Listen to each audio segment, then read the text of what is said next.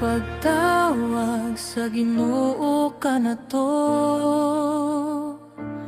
Grabe ka lang doon o balaan, dili tungod sa atong kusog, kundili sa iyang dakong katuyuan.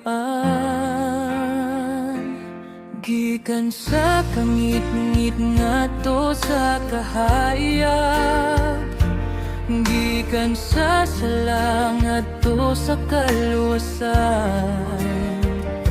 Gitawag kita raron mo alagad, ug mahimong saksi sa iyang ngalan.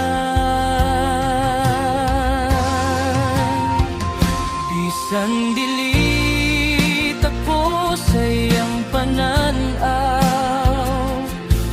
gipili gihapon niya ang atong kinabuhi, aron mahimong himan sa iyang kamot, ug magdala sa iyang gugma ug kalinaw.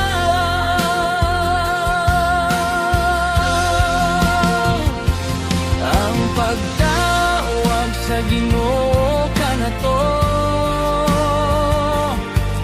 bililhon ug dili katandi, dakong dungog nga mahimong alagad sa hari sa langit ug yuta dinhi. Motubag ako niya ka Ginoo,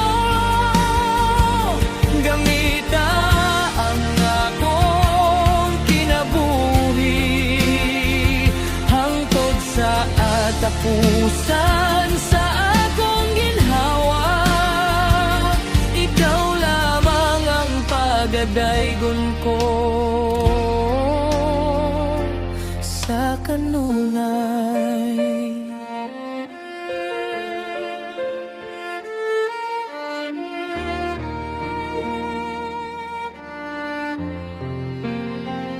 Daghang pagsulay ang moabot, apan dili ko mubos ug mohawa.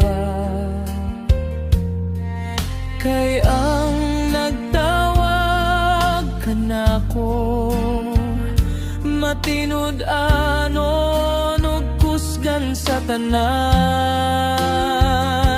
Siya ang maghatag og kalig-on,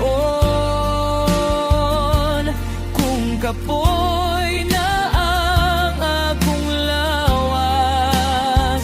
Ang iyang grasya igol kanunay, aron makapadayon sa paglalagad.